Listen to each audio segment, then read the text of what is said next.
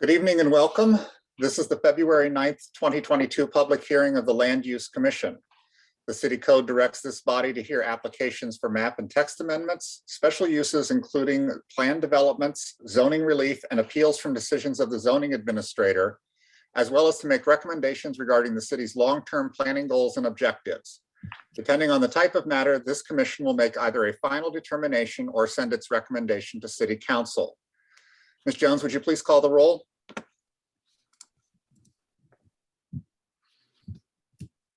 Commissioner Rogers. Here. Commissioner Patel. Here. Commissioner Hugo. Commissioner Linwall. Here. Commissioner Johnson. Commissioner Marinchev. Here. Commissioner Zordan. Here. Commissioner Westerberg. Here. Commissioner Cullen. Commissioner Halleck. Here. And Commissioner Aravallo. She would not be here. So I count 7 members, is that correct? Yes. So with 7 members present, we do have a quorum. Also present tonight from city staff are neighborhood and land use planner Megan Jones. I don't know which one of our attorneys is here. Is that Mr. George? Yes, it is. Okay, so Assistant City Attorney Brian George and Community Development Director Johanna Neiden, as well as, I don't know your exact title, Mr. Sterling, but Planner Cade Sterling is also with us tonight, filling in for Ms. Ashbaugh, who usually handles our ZBA type cases. This is a formal hearing and there are rules that govern our proceedings. Most importantly, only one person speaks at a time, so all testimony may be accurately recorded. Anyone who wishes to address the commission regarding any matter on tonight's agenda will have the opportunity to do so at the appropriate time. Commissioners may ask questions at any time. Our procedure is to hear from staff on the documents on file and then receive testimony and other evidence from the applicant or appellant. After that, persons wishing to make a statement regarding the matter will have a chance to do so. Any person with a legal interest in property located within the defined notification requirements of the subject property may present evidence, reasonably question witnesses, or seek a continuance of the hearing. When all supporting and opposing testimony and statements have been heard, the applicant or appellant will be given the opportunity for rebuttal or a closing statement. Then the commission will close the record and begin deliberations to consider the standards. The commission will make a formal finding of fact based on the testimony and evidence presented, guided by these standards, the commissioner's knowledge of our community, and the recommendations of staff. All testimony is taken under oath. Although we do not apply the strict rules of evidence, please limit your testimony to the proposal as it relates to the standards contained in the zoning ordinance and the corresponding staff memorandum. When testifying, state your name and address for the record, and we don't have a sign-in sheet, but just when it comes time for citizen comment, if you would raise your hand, I will try to acknowledge people as hands come up. Our meetings are audio and visual recorded, video recorded. Please make sure that you are at a microphone or your microphone is on when you're asking questions or making statements so that you can be recorded properly. All proceedings are subject to broadcast at a later date. Any matter not concluded at tonight's hearing will be continued to our next regularly scheduled meeting. We have 2 items on the agenda this evening. The first one, and I'm just going to be taking attendance here to make sure the applicants are here, is for 1414 Church Street. Is the applicant present? I'm here. Thank you. And the other case is 1000 Grove Street. Is the applicant here for that? Yes. Yes. Thank you.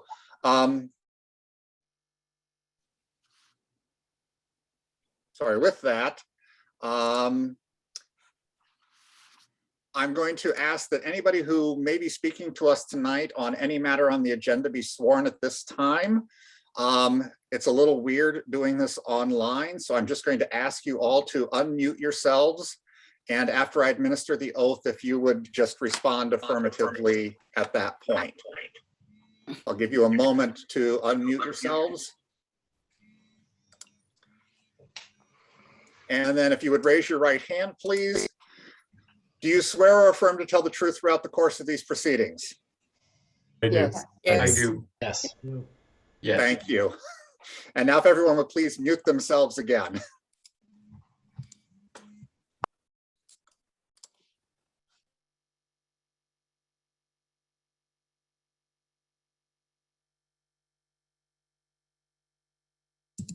Oh, Chair Rogers, you are actually muted. Thank you. My little trick of hitting my space bar doesn't seem to be working that well. The first item we have on our agenda this evening is the approval of minutes from January 26, 2022. Is there a motion for approval? So moved. Excuse me, could I just chime, Commissioner Rogers, I made a point before the meeting that I'm listed as present, but I wasn't at that meeting. So Okay. just make sure that's We'll get to the reflected. edits in just a moment. I just need to get a motion first, and I believe Commissioner Puctel made a motion. Is that correct? Correct. Is there a second? I'll second. So with Puctel motioning approval and a second from Westerberg, is there discussion? And I believe Commissioner Zordan mentioned that she was listed as present, even though she was not. Other changes, comments? Yes, I have a couple. On the page 7 of the minutes, the first line, I'm listed as Chair Lindwall. I'm just a commissioner at this point. And then in the next paragraph, it talks about discussion, specifically retail hours of operations. I don't believe we discussed that, but we did discuss delivery hours. So I believe that change should be made. And then finally, under the conditions of approval in number 5, we just have a couple of extra words. In the line that starts 525 Church Street parking garage, I think the or other should be removed because it then continues to say or any other downtown parking garage. So that's what I have to suggest.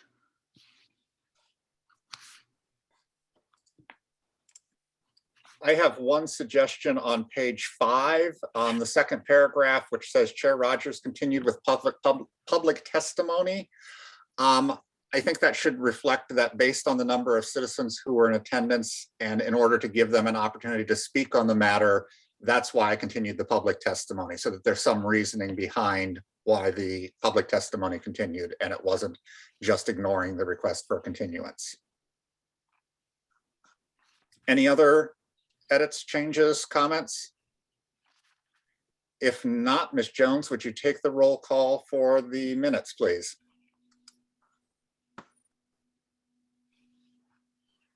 All right, Commissioner Rogers, Yes. Commissioner Patel,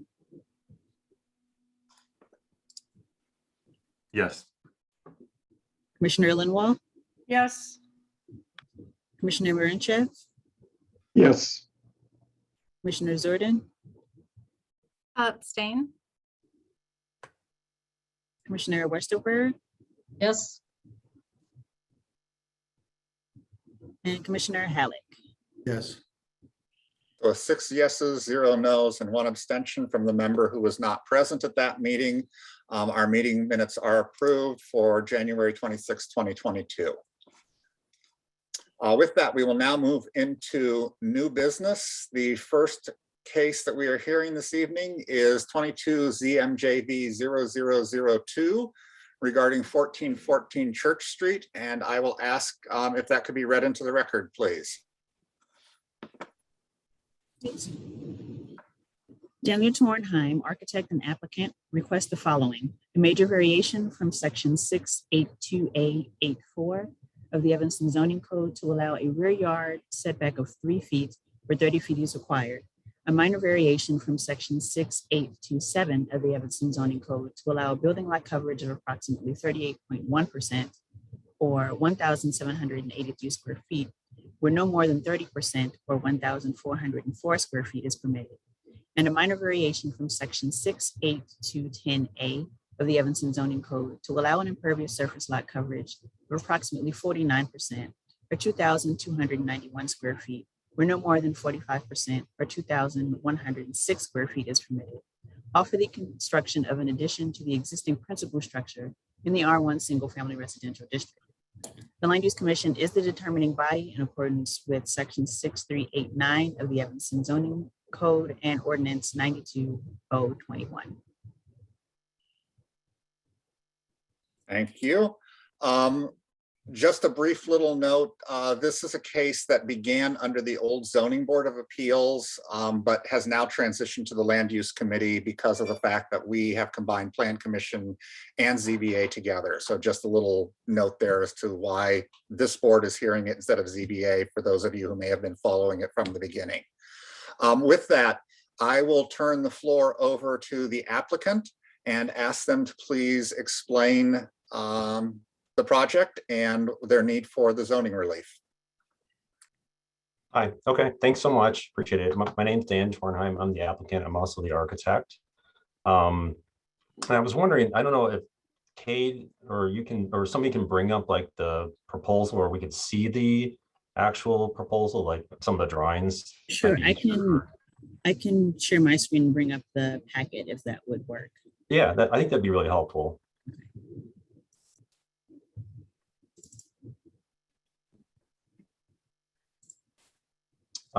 Yeah, and if you can, I think there's a good drawing to start with, and I can walk everybody through it. I think it might be further down in the set here. It's one of my drawings. It's HP-1.2. Yeah, there it is. Oh, hang on, you almost go up a little bit. Yeah, there you go. Okay, cool. So okay, let me walk everyone through the proposal. So Patty and Corey King, the owners of the house and property, came to me. Their program for the project was to put a 2-car garage on the property and to do some improvements on the inside of their house, kitchen, and that's a portion of the back of the house. And when I started looking at the project, I looked at the Plata survey and it noted that it is a fairly small property.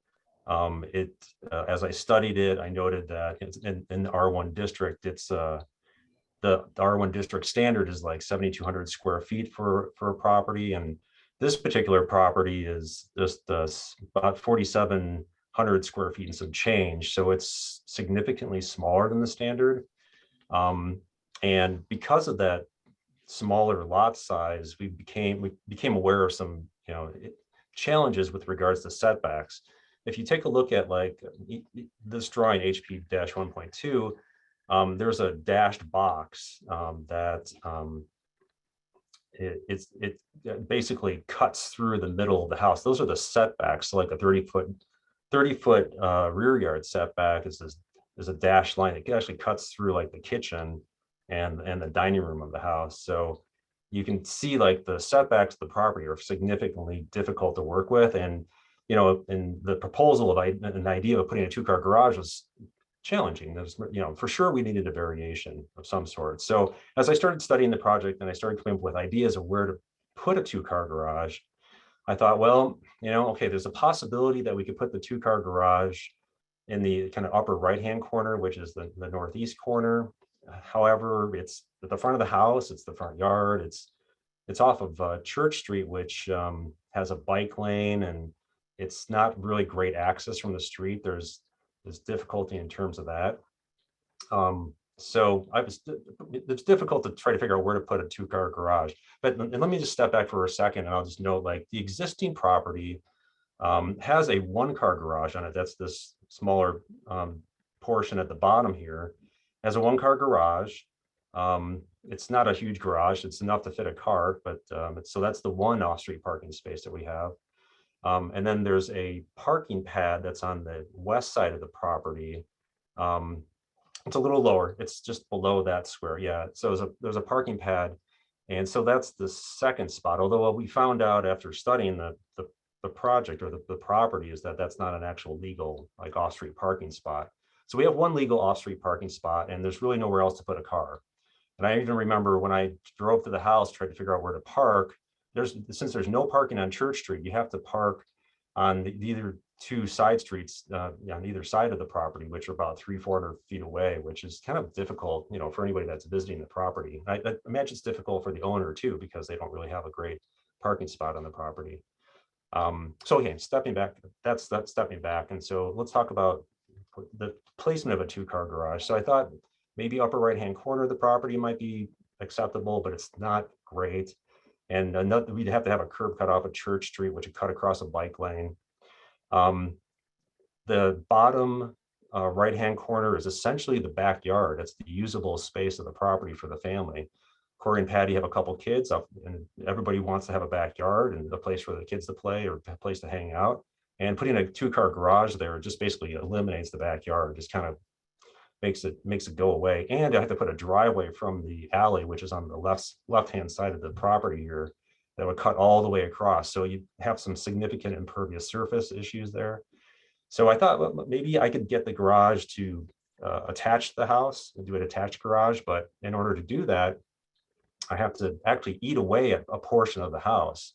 I have to take away from some of the interior space in order to get this 2-car garage to work. But I can get it to work. So I placed it there. I set it 3 feet off of the back property line, enough to get somebody to be able to walk past there, some access from that portion of the yard to the alley and to the exit stair. It's enough for people to walk, get a trash can to roll a trash can past there. Fire personnel can get through there if there's an emergency. So it seemed like the best spot, but it's a significant challenge with trying to get it to work, attaching it to the house, because I have to take away some of the inside of the house to do that. But it does work. I can get basically a 20 by 20 garage, 20 by 20 foot, garage, two-car garage. It's right off of the alley. It seems to make sense. I could get a minimal parking, minimal apron off the alley, and we can get rid of that, non-legal parking pad that's on the west side of the house as well. So that location of the garage seems to work pretty well. We get a backyard so the kids can play. It's an attached garage, which I didn't think we could even possibly do on this property, but it does seem to work. And I noted that, I want to make sure that it's at least far enough from the rear property line so that it's at least safe. Somebody can walk past there with a 3-foot distance.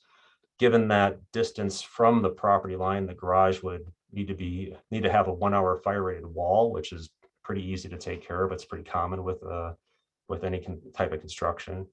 So that was our proposal. That is our proposal. I think that just pretty much covers everything that I wanted to talk about, and at least to present. So that's my presentation. Thank you, Mr. Torheim. Yes. Are there questions from the commissioners for Mr. Torheim? I have a question.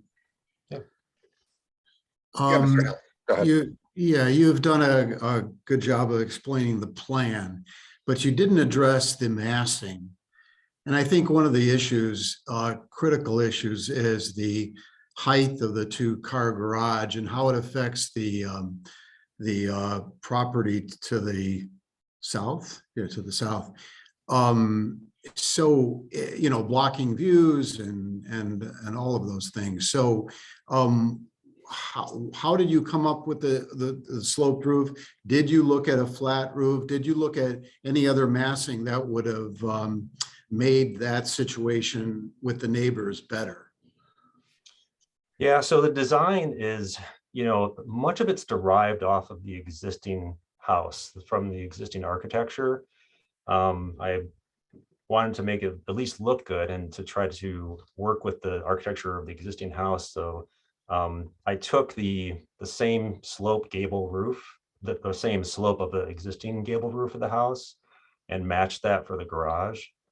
The details from the existing house, I've gleaned some of those details and applied them to the garage as well. Materials are similar or almost will be matching. So it's designed to tie into the house. And one thing that did come up when we talked with historic preservation was, there's some pretty significant overhangs on the property, or roof overhangs on the property. So I originally had matched those overhangs to the smaller portions of the house. Like if you can take a look at, like, I think it's maybe the upper left-hand drawing here, it shows like that's the old existing back wing of the house, and those overhangs are 2 feet. And so it was asked of us to reduce those so that wasn't such an impact on the neighbors. So we reduced those from 2 feet to 1 foot. And it doesn't significantly alter the design, or it doesn't negatively impact the design very much. And so one of the things that, I think this was brought up before, like, oh, how does it impact the neighbor? And I think if you take a look at, like, I don't know, is it possible for me to share my screen? I'm not sure if that's possible or not, but in any case, don't worry too much about it. If you scroll down just one more drawing, I think it might be helpful. That's fine. So you can take a look at, like, the existing 1-car garage. That garage is set, like, I think it's less than a foot away from the property line. And the eave height is, I think it's 8 or 9 feet, something like that, on the south, on the roof eave. And so the eave height of our garage is like just about similar, within a foot or two of that. So the massing is not really that much different than the 1-car garage, although the roof does slope up to the north. That's not that much different than the 1-car garage, but the massing of the 1-car garage and where it is on the south end of the property, and its relation to the neighbor's structure and the new proposed garage, they're really not that much different in height at all. So the massing we took into account, but it's not really hugely different. The roof does slope up to the north, so it does, I guess it does block view from the neighbor's structure to maybe the alley. I don't know if that's a significant view or a desirable view, but maybe it is. So yeah, there were some considerations, but I didn't try to make it huge. I didn't want to do a two-story addition. I thought a flat roofed addition would probably juxtapose to what the style of the existing house. It just wouldn't be really similar. There's no flat roofs on the existing house. That style doesn't really exist at all. So I thought about it, but I was like, I don't think I can make that even look good. And I'm sure historic preservation is going to shoot it down. So that's why I went with the gable to match the pitch of the gable to match the existing house. So, I mean, I hope that answers the question. I know it's hard to show it and to describe it without, showing it, but they're similar in height in terms of the south end of the garage.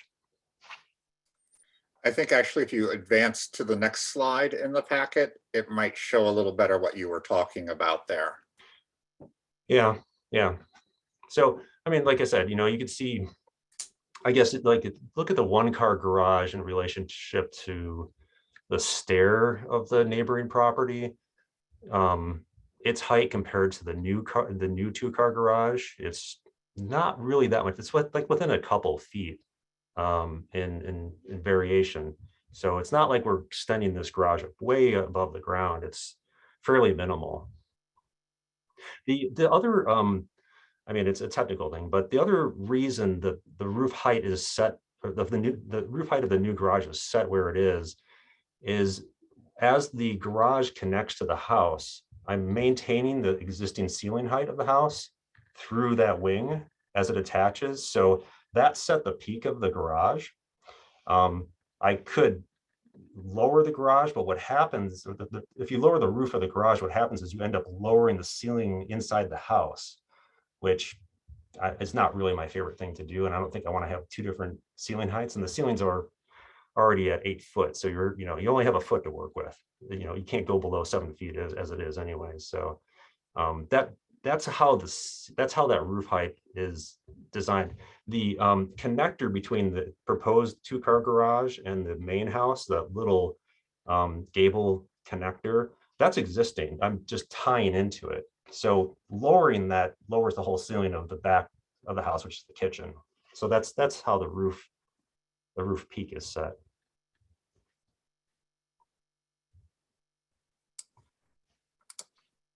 Other questions from commissioners? I have a question on the existing parking pad. That will be removed, as I understand it, once a 2-car garage goes in. Is the idea that would become green space as opposed to impervious surface. Is that correct?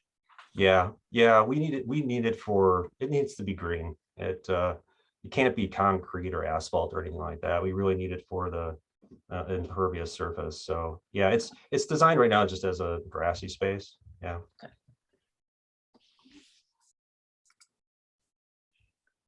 Other commissioner questions? I have a question for staff. There was a mention in the packet of some community letters that have been submitted both in support and in opposition, but I couldn't find them in the packet. Did I just miss them, or are those available? They should have been both linked at the bottom of the memo. And then also I sent a revised comment packet at the end of the workday that had some additional comments. Okay, I'll take a look. I think there was also a separate link. I may be wrong, but I think there was a separate link on the website. Right. So the packet was under one, the agenda was under one, and then there was a separate link for citizen comments. I may be wrong on that, but that's the way I'm remembering it.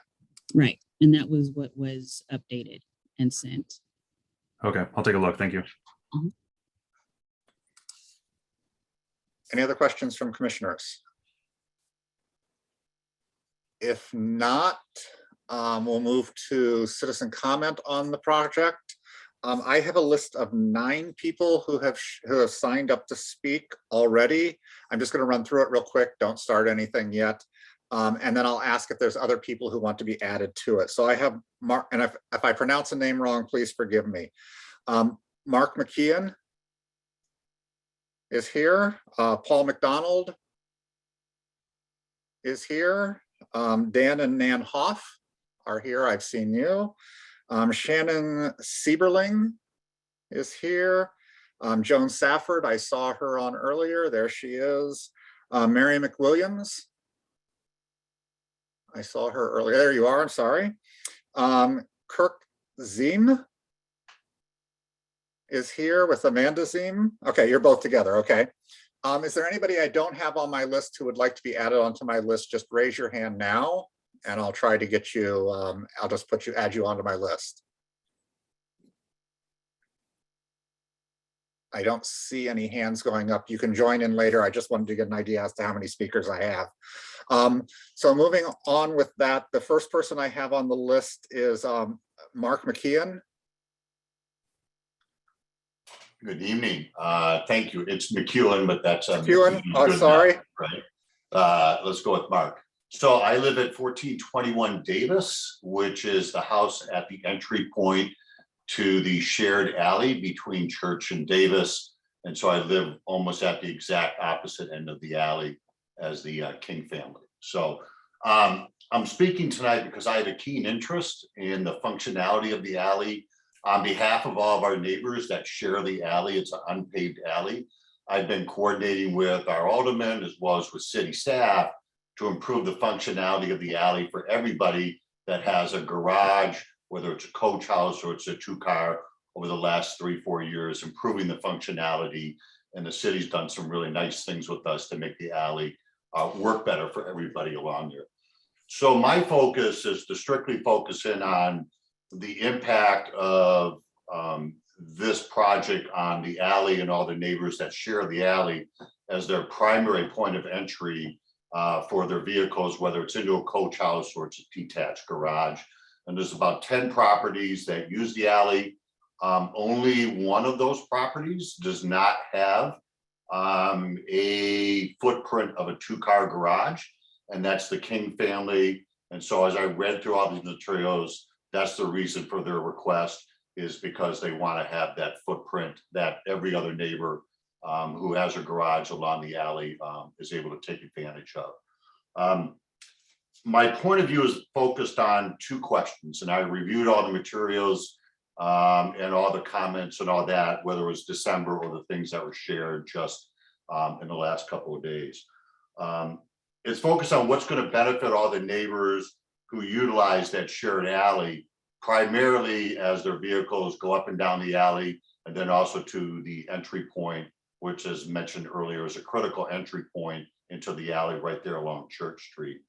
So two questions I had. Will this project improve the functionality of the alley, particularly at the entry point? And the second one is, will it improve the aesthetics of the alley? And this is, again, my point of view. In my point of view, it will do both. Replacing where the current vehicles go out, in and out of that house, and then replacing it with the 2-car garage, similar to what everyone else has. I believe it will improve that functionality. And then if you just look at the design of the house, I know one of the things that we're trying to do in that alley is work on the aesthetics, whether it be landscaping or plantings. And so in my point of view, this will also improve the aesthetics at that critical entry point into the alley. And that's it. Thank you so much for your time. Thank you, Mr. McKeon. For that, the next speaker I have on my list is Paul Mcdonald. Mr. McDonald. Sure, thank you. I live across the street from the Kings at 1419 Church Street. I can understand the lack of parking due to living on Church Street. We have to park on Lyons, which is a street north, anytime there's guests coming over, or on Davis, which is a street south of Church. I, overall support this project. I think that the architect's view of how where to put the garage and the limitations that were in place of putting a cutout in Church or putting it here, this seems to be an area that makes the most sense. And aesthetically, I think it looks nice. To be clear, they have a 1-car garage that they're constantly parking on a parking pad. Having a garage, I support everyone having a garage if it is at all feasible. So I'm just here in support of the Kings and the project. That's really all I have to say. Thank you, Mr. McDonald. Dave and Nan Hoff, if you'd like to speak.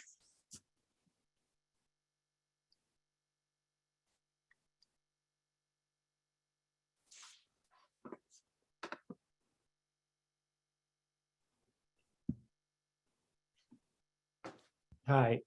Hi. We had a little hitch there with getting unmuted. Sorry about that. I was trying to find you to help you out there, but I couldn't find you in the list of people fast enough. Anyway, hello, everyone. We are Dave and Dan Hoff. We live in the Coach House at 1628 Wesley Avenue, south of the proposed new garage at 1414 Church. We oppose the plan and want to briefly raise a few points as residents of the Coach House. We are concerned for our safety because we live right next to the proposed garage. Our only way to enter and exit the Coach House is by one of 2 wooden porches and staircases on the same side as the proposed garage. The size, height, and close proximity of the proposed new garage would increase the fire hazard to our Coach House, and conversely the risk to the King's whole house from a fire in the Coach House. Imagine a scenario where a fire starts in the King's garage while they're away and spreads to our porches before our smoke alarms could alert us.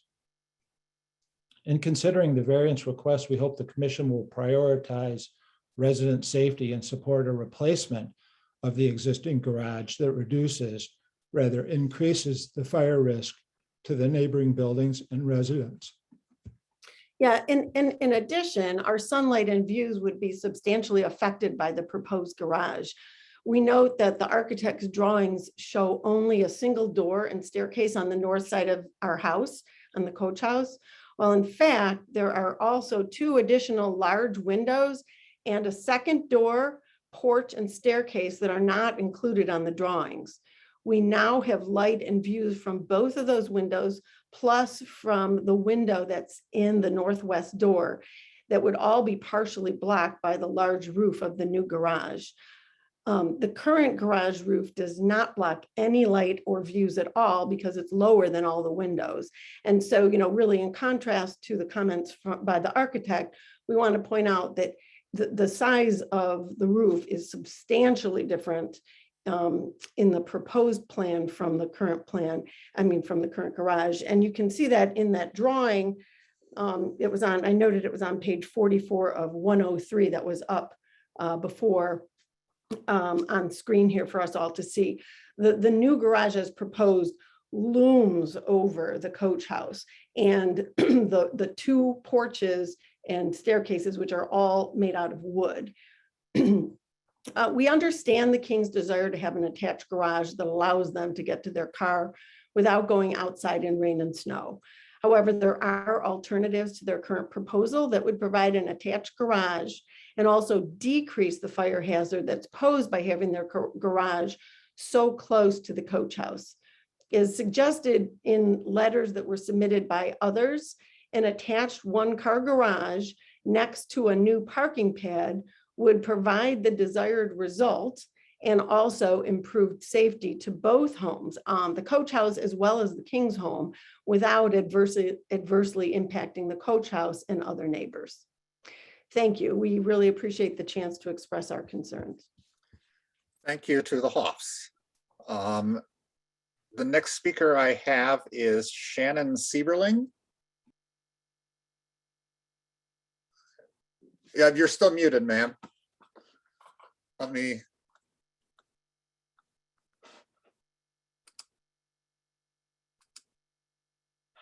Ms. Sieberling, you're muted still. Okay.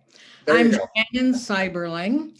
I live and have lived at 1632 Ashland on the corner down at corner of Church and Ashland for 47 years. I've had the opportunity to walk up and down that alley many times, and I have admired both houses. I want to say that there is a reason for zoning laws, and the reason is not primarily for the individual, but the reason is to preserve the beauty and the value of our whole community. It's nice if, we're glad for somebody else who can improve his house, but if the improvement of his house is at the expense of neighbors, it doesn't improve, it doesn't contribute to the whole community. In this case, it seems that coach house is an architecturally designed, intriguing beauty, and to have part of the staircase blocked, part of their windows blocked by a new garage, it does not add to beauty at all. It's almost like a robbery. You take the value from one house and add it to another house, and it doesn't fit with the basic second principle of zoning, that it should never infringe on the value of a neighbor's property when you improve one property. Also, I am concerned, of course, about permeable space. It's very important for not just rainwater that everybody has mentioned. It's important for growth of plants, tiny bit of carbon sequestering. It's important for plants and animals. It's important for the birds. So for all those reasons, but primarily because you can't take value away from a neighbor and add value to another neighbor in good conscience under zoning. Thank you, Ms. Sieberling. Sorry, Yeah. Sorry, I pronounced your name incorrectly at the beginning. The next speaker I show on my list is Joan Safford. Ms. Safford.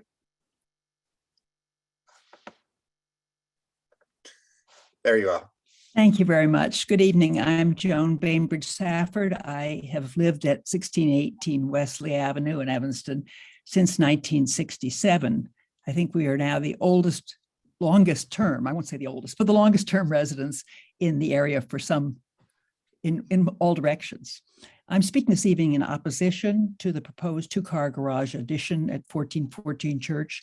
I know, or I hope that you have had an opportunity to read my January 31st, 2022 letter in opposition, which is in the packet, so I will not reread it unless you ask me to. But as I I actually appreciate that you are not reading it. Okay, well, that's good because I do have something to say. Yes. As I stated in my letter very briefly, in my view, the proposed garage is a very handsome design, which, while it attempts to integrate with the original Myron Hunt house, does not adequately recognize its broader impact. It's too large and too tall for the space and will only aggravate the already crowded area as one approaches the narrow, dangerous turn onto Church Street. And because of its bulk and height, it will impinge substantially on the historic coach house at 1628 Wesley and overwhelm the integrated view from Wesley Avenue of the coach house and 1632 Wesley. Because the current single garage for 1414 Church Street is legally non-conforming, continuing that deficit from the zoning ordinance's required 2 parking spaces does not create a cognizable hardship for the Kings. If any additional parking is to be granted to the Kings, it should be the minimum necessary to achieve the goal of attaining 2 parking spaces, because of course it would also require a variance. The proposed garage does not meet that standard. My comments this evening are focused on my disappointment with the staff review, which was thorough in its research, but too facile in its conclusion that the King's proposal meets all the 7 standards for granting the variances sought. As background for those comments, I'd like to tell you a little bit more about my experience with this particular neighborhood. In addition to my 54 years in my current house, I've served 4 years as Dewey Community Conference chairman during the period from 1968 to 72, when realtors were reluctant to show houses in our neighborhood, which banks had redlined as a changing neighborhood. And many houses of all sizes and various amenities or lack thereof were coming up for sale during that period because their long-term owners were elderly, such as the seller to ourselves, and a few because of white flight. My responsibility as housing chairman was to bring together buyers looking for housing in Evanston with sellers and to help buyers recognize what a unique and wonderful neighborhood this was in which to settle. I walked buyers around the neighborhood, introducing them to our neighborhood's racially diverse, civically active, and committed population, and showed them its diverse housing stock, which consisted not just of grand houses and working class houses, but working class houses which were both large and small, duplexes, and in its own way, the Myron Hunt houses were their own planned development of the 1890s. I also called their attention to the great advantages of living in the Dewey neighborhoods with its proximity to public transportation to downtown and the north and northwest parts of Cook County, to the schools, the library, the post office, shopping, Benison's, and the university and the lake. A little later, when the attractions of the Dewey neighborhood were apparent to realtors, and one is aware of how much prices increased, I served on Evanston's zoning committee during the earliest days, applying the planned unit development ordinance in R1 districts. I also served for several years on the League of Women Voters observer to the Plan Commission, and working for the Evanston's Fair Housing Ordinance in scattered public housing, I again tramped through the entire area and became more familiar with its housing stock and what it brought people to choose this neighborhood. And more recently, I've talked with the grown children who've chosen to return here to live with their new families.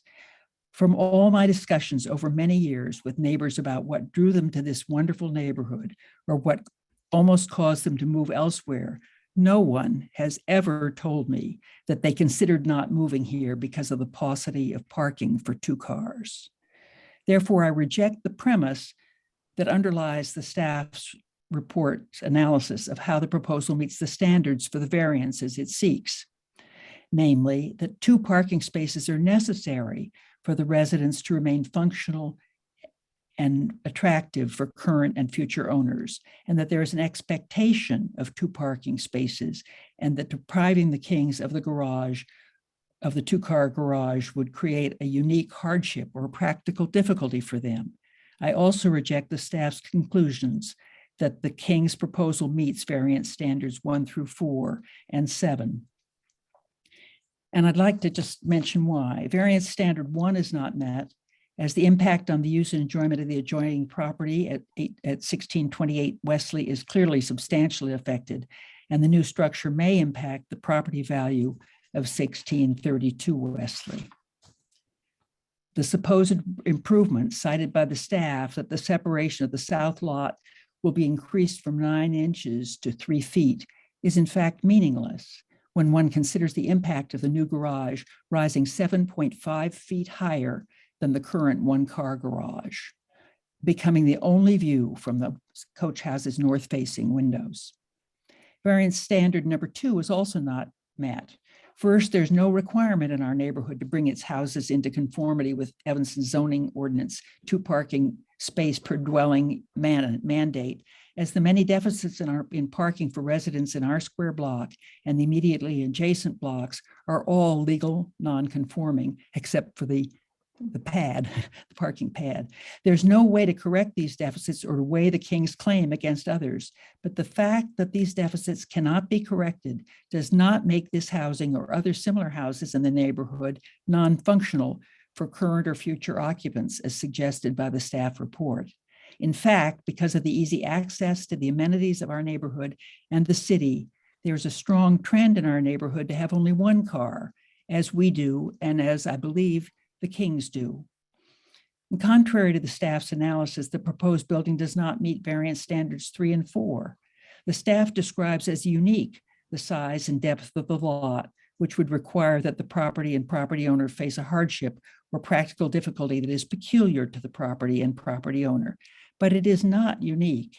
At the southeast end of the alley, the Myron Hunt duplex built in the same period on a similarly constricted lot has a single parking pad on the alley. I have no idea what its permit status is, and only on-street parking for its east unit.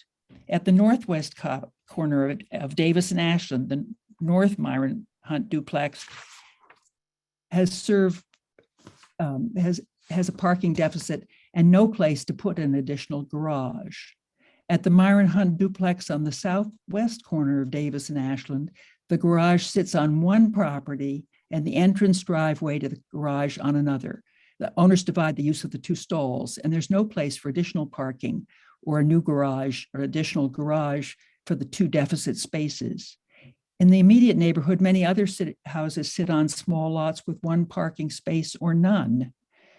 In conclusion, I want to make absolutely clear that we treasure the Kings as neighbors, that we believe that although I believe that the Kings have no cognizable claim to 2 legal spaces as a cure to a hardship, granting them variances to create 2 spaces would be a desirable resolution. But any accommodation would also require variances and must meet variance standard 7, namely to be the minimum change necessary to alleviate the particular hardship or practical difficulty. That could not be the proposed garage, which does not meet this standard, but might be an attached lower single garage and adjacent parking pad, or perhaps a smaller 2-car garage with lower roof than the proposed. The former, even if the parking pad were closer to the south lot line, would provide additional air and light and reduce the sense of intense crowding as one approaches the corner. The latter would avoid the harsh impact that the proposed structure would impose on the peaceful enjoyment of their home by the residents of the coach house. I hope that the Kings will consider returning to this committee with amended plans. Thank you. Thank you, Ms. Safford. The next speaker I have is Mary McWilliams.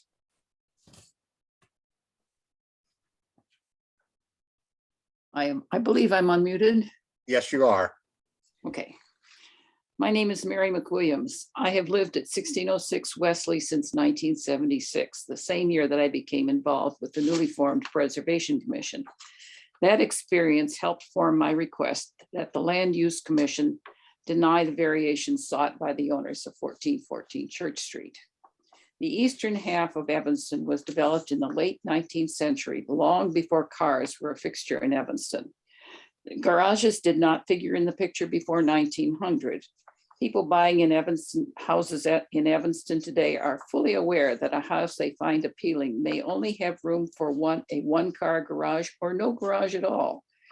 If they really like the house, they adjust their expectations to meet that reality. Another factor in lot size in the area that encompasses the 1600 block of Wesley is subdivision. 2 houses at the northwest corner of Wesley and Davis were demolished in 1898 to make way for 2 10-room houses and a double house. The lot holding the double house at 1411 and 1415 Davis Street is too small for a garage of any size or even parking spaces. The early owners of the house at 1401 Davis built a 1.5-car garage beneath its back porch and kitchen. Former owners of 1606 Wesley built a 2-car garage in their backyard, but the driveway encroaches on the north boundary of 1401 Davis. That's now covered by an easement. The lot at 1627 Wesley was subdivided in 1897 to build a house on either side, but that subdivision provided no access to a 20th century 1-car garage at 1627 Wesley. That garage is reached by an easement across the lot of 1621 Wesley. The lot at 1330 Church, part of the larger lot at 1627 Wesley, has little room for off-street parking, similar to the lot at 1414 Church.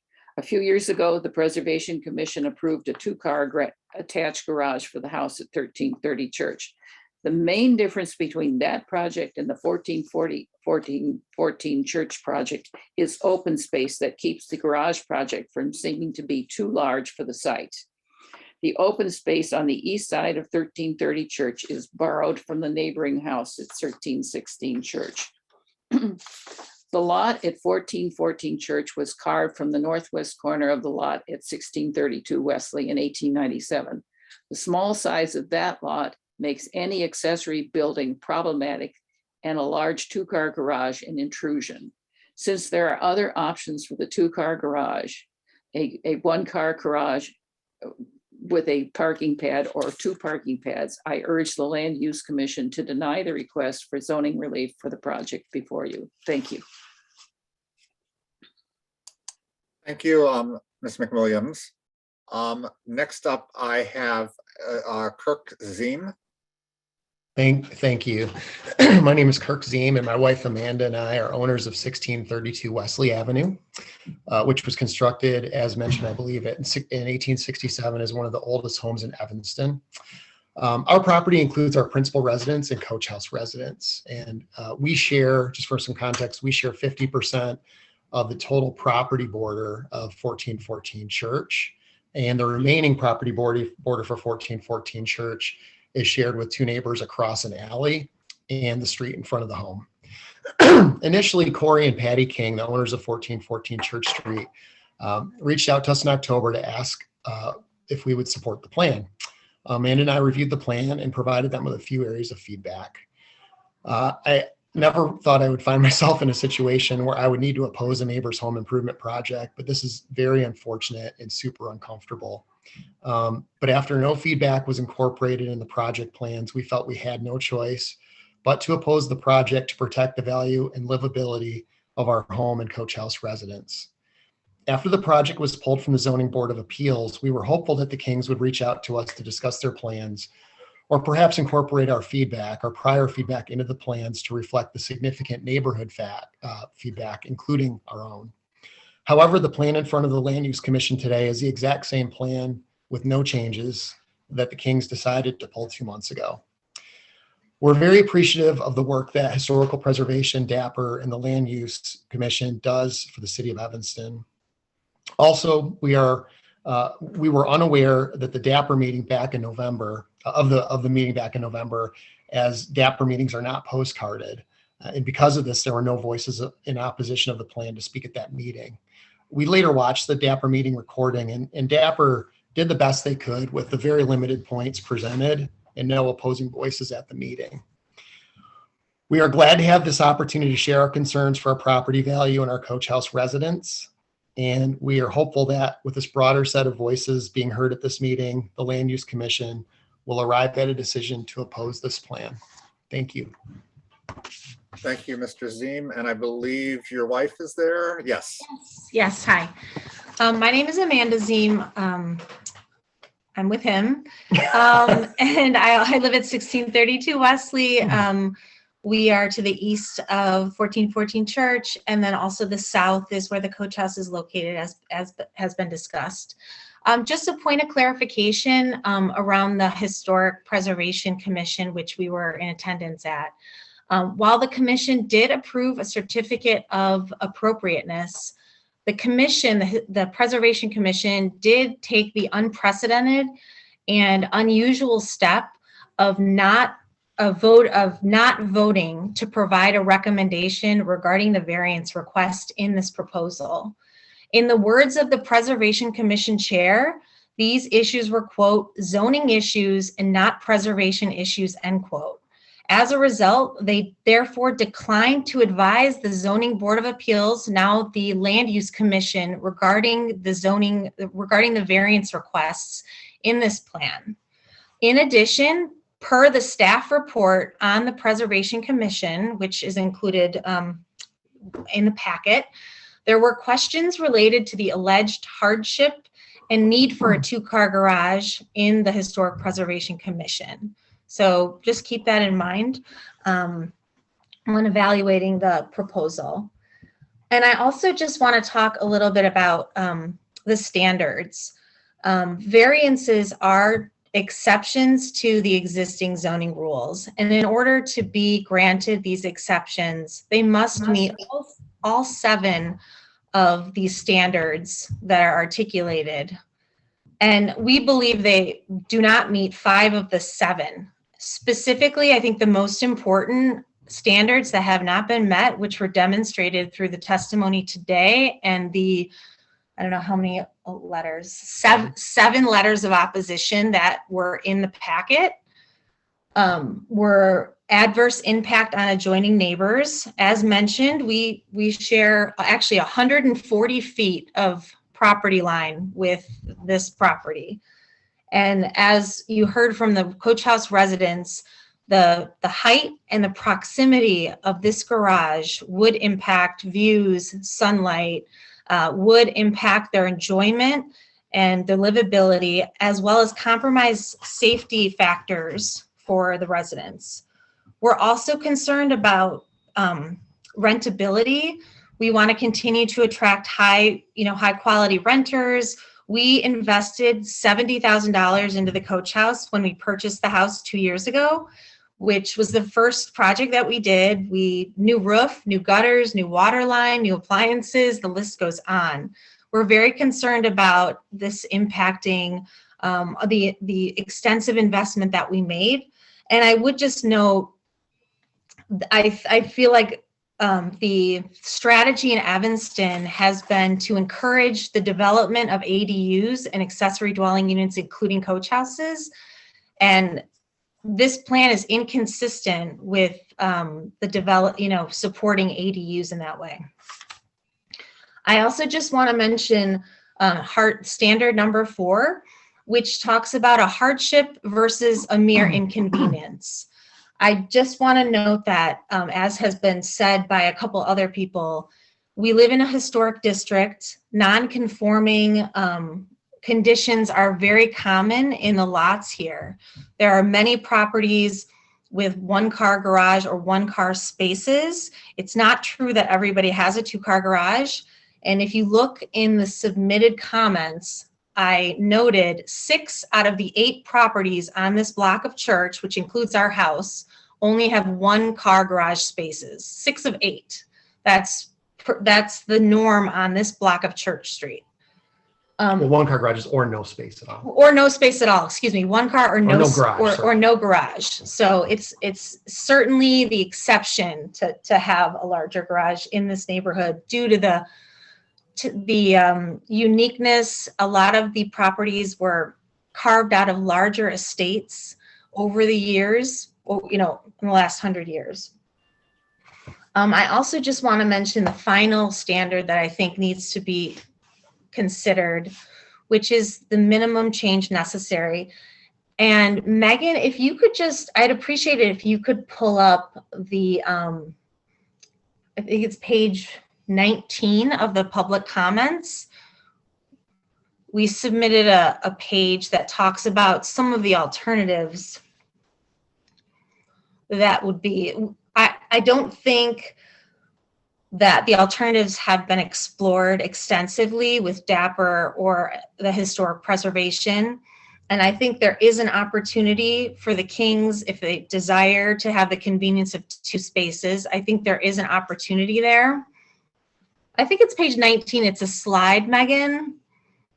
Maybe I'm 19. That's 14. 19. These are pictures of the coach house. Some of the houses with on Church. There we go. Keep going. Sorry. Thank you. Yeah, this is the one. I just wanted to bring this to the attention of the commissioners. On the left, you'll see there's an arrow with minimum change on the top to maximum change on the bottom. And then we have put a number of alternatives to the 2-car garage in this proposal. The 2-car garage is in the black box at the second to the bottom.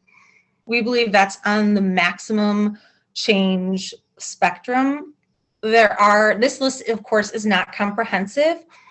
We would support alternatives that have less of an adverse impact, specifically some of the top 3 options in green, and then even consider this option, which allows for 3 parking spaces in the yellow spot.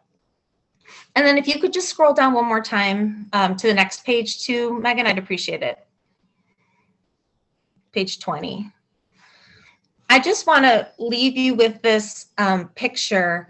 The top is the current situation. The bottom on the left is the rendering for the proposed addition. And you can clearly see that mass and height is a factor in this.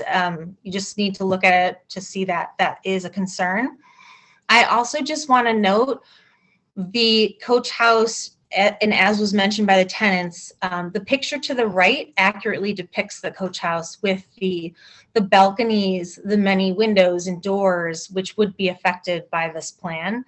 I hope I'm asking that the commission deny any variance requested. And I also hope in the future, if there is a different proposal plan, that the architect would incorporate the accuracy of the coach house in the plans. Thank you very much. Thank you. Was there any other, that completes the list I have. Was there anybody who was not on my list? If you would just raise your hand right now.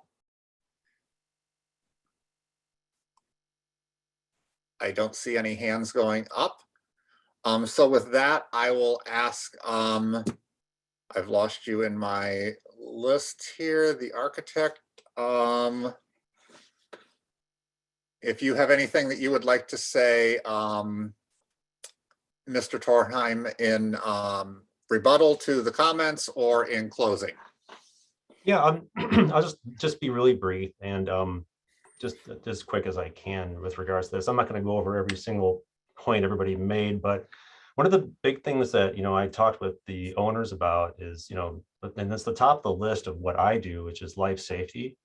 And that's what we plan for when we do new projects. And so we refer to the building code and we refer to, the zoning code, and the building codes, which are adopted in the city of Evanston, which is the 2012 International Building Code and 2012 International or Residential Building Code.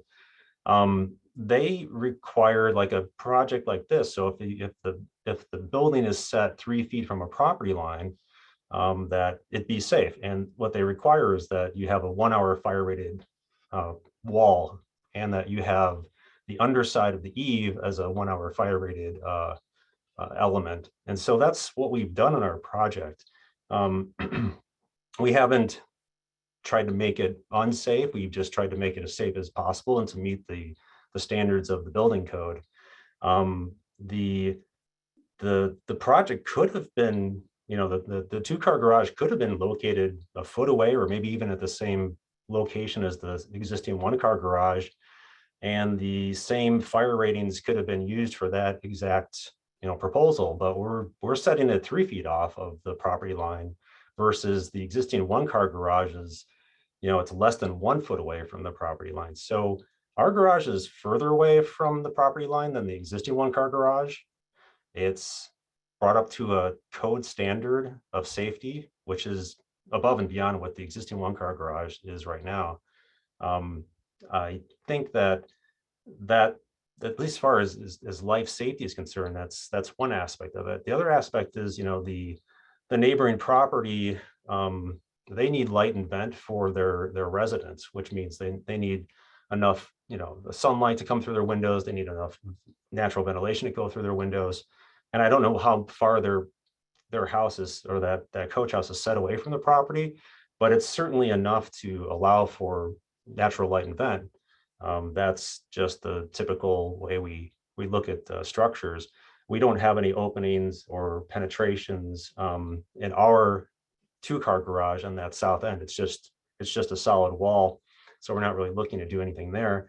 And again, we're setting that garage further away from the property line than what's existing in terms of the 1-car garage. So just as far as life safety is concerned, that's what we tried to focus on.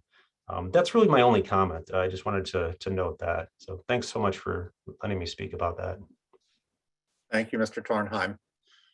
At this point, our procedure will be to close the record from citizen comment and allow the commissioners to discuss the standards. I will ask if there is any commissioners who would like to share their thoughts on this particular project.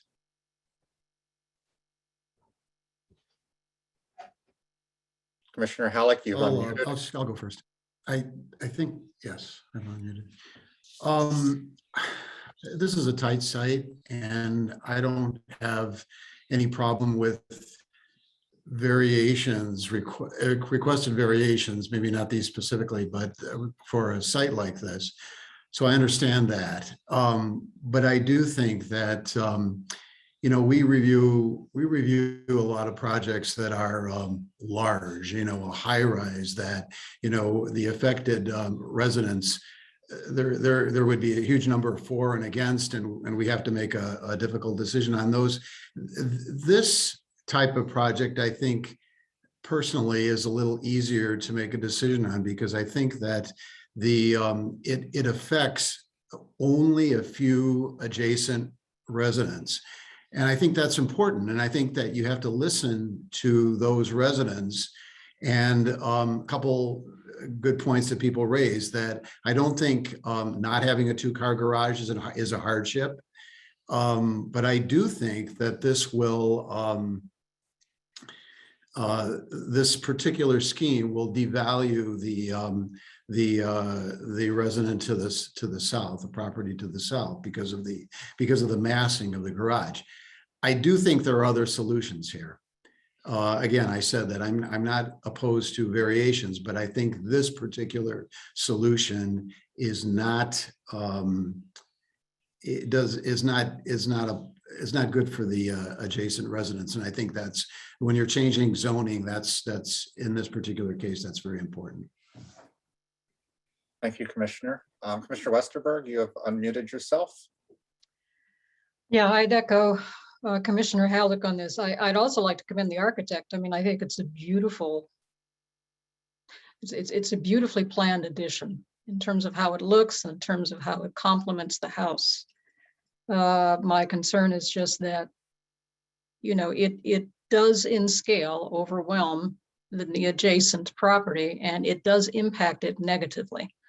I'd certainly love to see what could be done in a way that minimizes that. There's always going to be some impact perhaps, but this is a pretty dramatic impact, and I think we need to take that into consideration.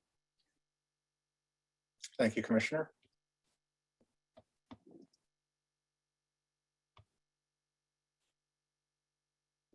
Any of my former ZBA members, since this is the type of case that you are used to hearing, this is sort of new for some of the Plan Commission people, as Commissioner Halleck mentioned. This is more of a one-on-one as opposed to a large building which is impacting a number of people. So I was curious if there were any thoughts from the former ZBA members. Commissioner Puctel? Thank you. I'll echo the same sentiments as the prior commissioners. I think if this project was confined solely to its own property, then I think all of the standards have been met, and it's a very good, elegant solution given the tightness of the lot. I like that it increases the green space, it increases the rear setback, it avoids a curb cut or X on Church. All of that is a very good solution. But I've been troubled by this adverse impact standard to the south. The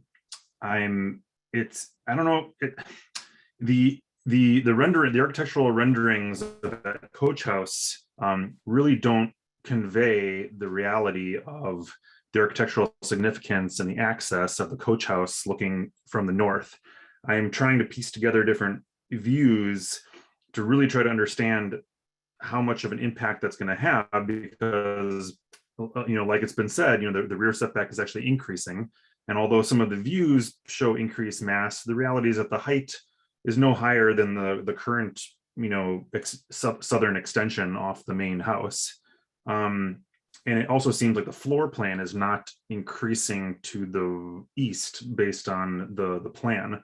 So although I'm sensitive to the adverse impact from the south, it seems unclear to me whether or not it's really happening. And without a more detailed rendering, really kind of showing the reality of the folks in the coach house and what the new proposed addition would be, I'm finding that difficult to see. And without it, I would probably err on the side of caution. Thank you, Commissioner. Commissioner Zordan, I noticed you also had unmuted yourself at the same time, so you have the floor. I was too slow, so I will be the third commissioner to echo previous comments. I think in isolation, if we were to look simply at this property, I could see the argument that this is the most elegant and appropriate solution with minimum variations requested. But taking that step back and taking a look at the impact on the coach house unit, I as well would like to see just a little bit more information on the actual visual impact, bearing in mind what Commissioner Puctel said, that the roof line of that rear extension is the same height, but then how would it look that 10, 15 feet closer to the property? I would appreciate seeing that level of information before moving forward. Thank you. Commissioner Miranchev. Thank you. Talking about ZBA members, let me follow up with my colleagues from the former ZBA. I would be on the same page with a little bit of a nuance. I would say that the requested zoning variances probably would pass with a better appearance of this garage, I mean architecturally. I think that there are plenty of solutions that could be applied here. One of the simplest one would be like a three-way roof, or if you want to keep a little bit of I like the windows on the front and I like the resemblance to the existing house, but you can achieve similar effect with a small dormer or something like that. So my point is, with the current architectural project, it's really tough to pass because of the massing, but I would say similar project with better architectural solution probably would be considered better from us. Thank you. Thank you, Commissioner. Commissioner Lindwall, do you want to jump in, or I'm not going to put you on the spot. It's you and me left. Yes, I was thinking about it. Actually, curious, and I kind of like the notion of maybe the one car attached garage with the parking pad that some of the neighbors suggested. Obviously, it would still require the same sort of variations, but it would create a little better separation, and it would pull the existing parking pad that's right on the alley into a better location. So I think, I do like the fact that the setback is being increased on the rear lot line. I like the notion that the existing brick patio is going to be replaced by a permeable surface, and some of the other, I think there's a lot to be said for replacing the existing garage that's right on the property line. So those are my thoughts. Thank you. I think I'm kind of in the minority here in listening to the other commissioners speak. In looking at this proposal, the particular things I'm looking at are the removal of an illegal parking pad, getting that off the books. I think by moving, I don't know if any of the other commissioners went to the property. I was out there this afternoon. These properties really almost kiss each other. When you look at the footers for the balcony stairway for the coach house, I think I could probably put my hand between, and that would be about the gap that's between that and the garage. So I'm in favor, obviously, of moving this property further away.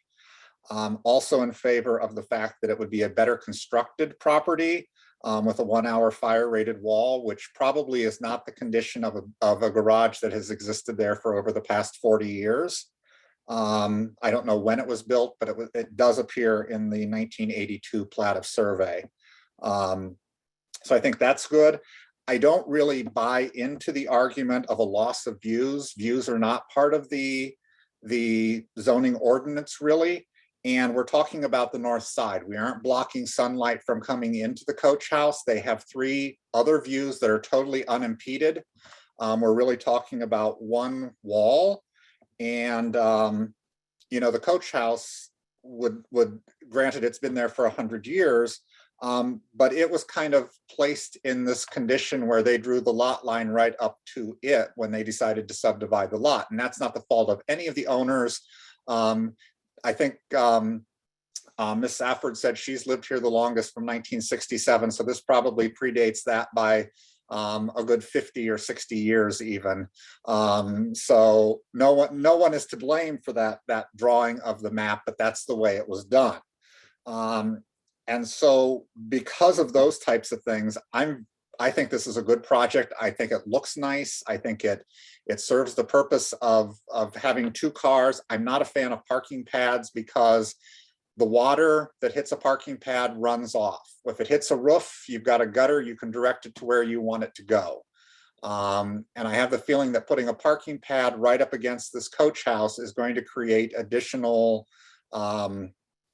water issues that may come into play. This was mentioned that this is an unpaved alley, and it is. I tried to find the crosshatch for the property line for the surveyor's mark, but under the ice and snow and gravel, there's nothing that could be seen. So I can't tell exactly where that hits anyway. So I think I'm in the minority here on the feeling on this. And because of that, I don't want to put Mr. Patel on the spot here. But since my going through the standards, I have the feeling would be useless because I would be the only one in favor of a number of these and it would be in opposition. I think it might work better if somebody who is in favor of denying this particular request lead the charge on the standards. Happy to do so. Are you suggesting that I read the standards at this point? Yes, I'll go through the standards and then we'll make a motion based on those standards. Okay. Do you have those in front of you? I do. Okay.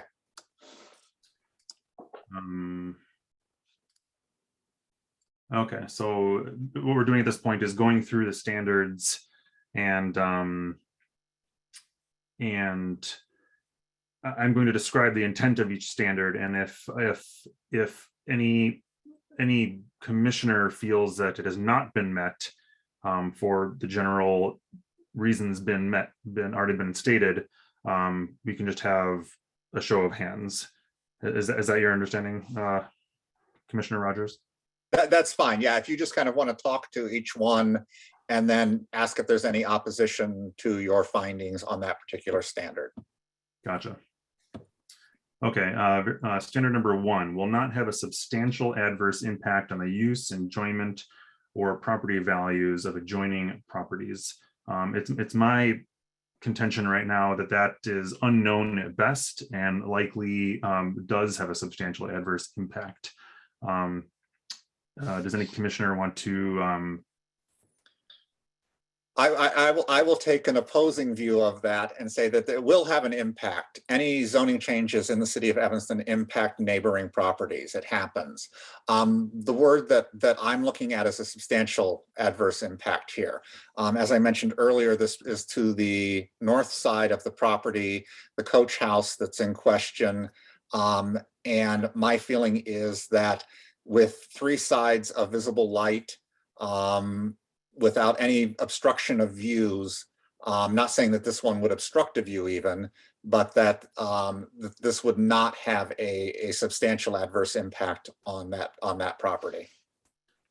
Okay, are there any other commissioners that want to voice opposition to my claim that there is a substantial adverse impact? I think I would agree with Commissioner Rogers on this one. I think that the fact that we're dealing with a garage that's not, what was it, 20 feet deep or so? Clearly there's more of the coach house that it appears from the diagrams that we saw in the photos that would extend further to the east. So I don't know that as much of the light and air is blocked as was suggested. Okay, any other commissioners?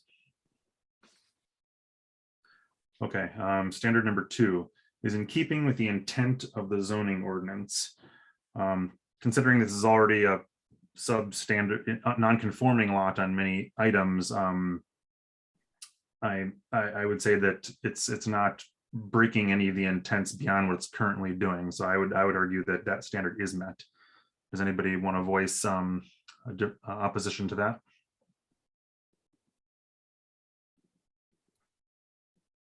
Okay, standard number 3 has a hardship or practical difficulty that is peculiar to the property.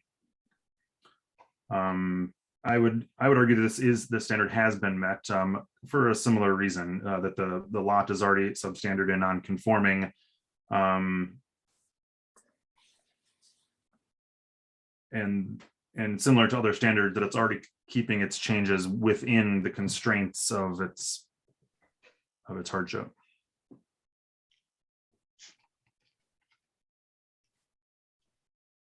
Okay, standard 4. I'm not sure if I understand this. Are we saying, is this the issue of whether not having a 2-car garage is a hardship or not? No, that's not the point we're at yet. Right. This is saying that, because what we're looking at here is the 3-foot rear yard setback, the lot coverage, and the impervious surface. Okay. And those could never be met on a lot that was already this developed at this small. And I agree with that. I agree with that. Thank you. Okay, anybody else? Okay, standard number 4. The property owner would suffer a particular hardship or practical difficulty as distinguished from a mere inconvenience.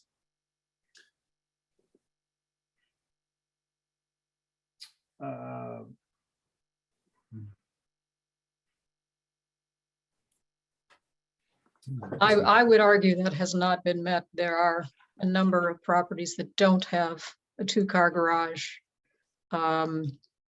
Always great to have them if you can, but there do seem to be some other potential alternatives to providing a second parking space that I think are worth investigating. Thank you. Yeah, I agree with that. It's there isn't a particular hardship by not having a two-car garage. I would argue that the former ZBA, and for the many years that I was on it, we tried to remove parking. And my particular view is that having a parking garage is superior to having a parking pad, because you are taking up the same amount of impervious surface, but you are providing a way to direct the water better using gutters on a garage than you can through a parking pad. So that's my view on that. But I would argue that it's not just about the two-dimensional surface. It's about the three-dimensional garage versus a two-dimensional surface. And that's a huge difference. I'd agree. And I can respect that disagreement between us. Okay, standard number 5 is not based exclusively upon a desire to extract additional income from the property or public benefit to the whole will be derived. This change wouldn't be extracting any income from the property, so I believe that standard is met. Number 6, does not have a hardship or practical difficulty that was created by any person having interest in the property. I believe that standard is met. I don't think the current owner created the particular hardship. It was there when he bought the property. And then number 7 is limited to the minimum change necessary to alleviate the particular hardship or practical difficulty.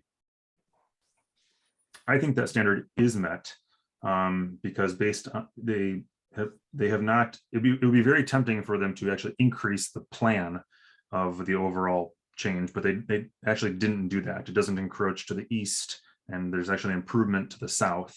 So I think the intent to limit the change to the minimum amount necessary was actually done quite well.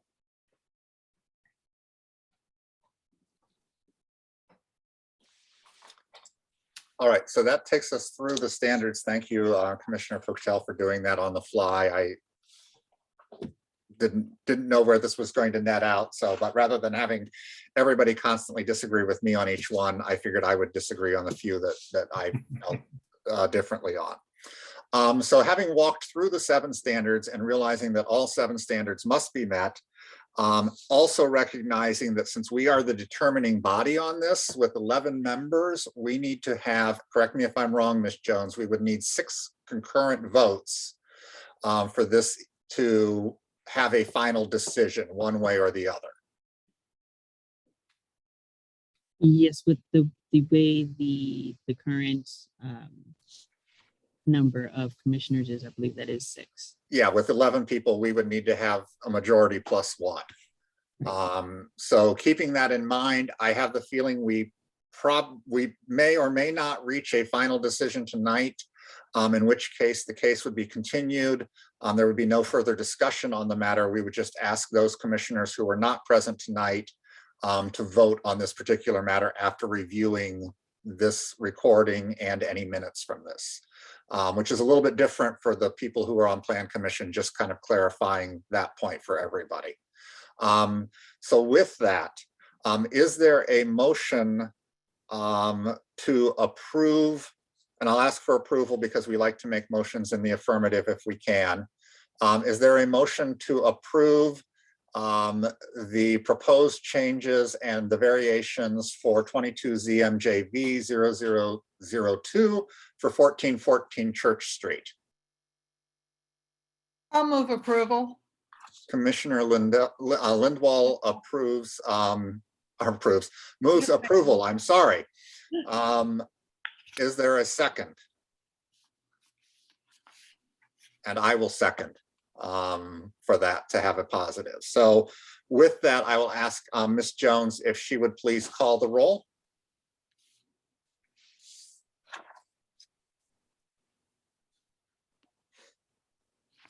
All right, I need to unmute myself. Commissioner Rogers, Yes. Commissioner Purcell, No. Commissioner Lindwall, Yes. Commissioner Murdenchev, No. Commissioner Jordan, No. Commissioner Westerberg, No. and Commissioner Halleck. No. So by a vote of 2 to 5, the motion neither passes nor fails at this particular moment. Again, going back to that fact that there needs to be 6 concurrent votes one way or the other. So this case will be continued until our next meeting. Again, there will be no public testimony. At the next meeting, there will be no presentation on this. I will simply ask the commissioners who were not present at tonight's meeting to have reviewed the materials. And then I will ask them to cast a vote at that particular time, but there will be no further discussion. So not everybody needs to show up, and it's not going to matter. It's not going to sway things one way or the other because there will be no discussion. You're more than welcome to attend, but there will not be any further discussion. So with that, this matter is now continued until the next meeting, basically for this open vote to be continued. The next meeting will be on the 23rd. And so again, I'll be asking for votes from commissioners not present at that time. If we still don't reach 6 at that time, the matter continues until we do reach 6, either affirmative or negative votes. So just kind of explaining that for everyone. So thank you to everyone who came out and spoke on the issue tonight. Thank you to Mr. Tornheim for presenting to us this evening. And with that, we will move on to the second case that we have on our agenda this evening. That case is for 1000 Grove Street, 21 ZMJV 0097. And I will ask if Ms. Jones, if you would like to read that into the record for me, please. Richard Liner, LCM Architects, applicant on behalf of the Mckeon YMCA, requests 2 zoning variations from the Evanston zoning ordinance to allow for the addition of an approximately 431 square foot entry vestibule to the existing recreation and community center with men's residences, commonly known as the Mckeon YMCA, in the R6 General Residential District. The applicant requests 1 major variation to allow a street side yard setback from Maple Avenue of 0 feet, where a minimum of 15 feet is required per section 6887B2. The applicant also requests a minor variation to allow the building lot coverage of approximately 43,331 square feet or 60.22%, where the maximum permitted is 35,977 square feet or 50% of the lot area per section 6886 of zoning code. Subject property is currently improved with 1 5-story building and a surface parking lot. Land Use Commission is the determining body for this request as well. Thank you, Ms. Jones. With that, Mr. I'm sorry, is it Lehner? Thank you, Lehner. Very nicely. Mr. Lehner, if you would please explain your project to us. With all due respect, if I could let Monique Parsons, who is the CEO of the Y, introduce the Y in the project just briefly.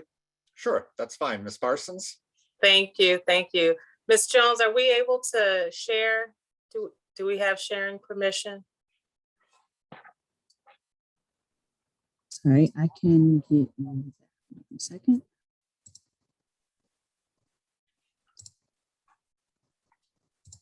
Okay, you should be able to now.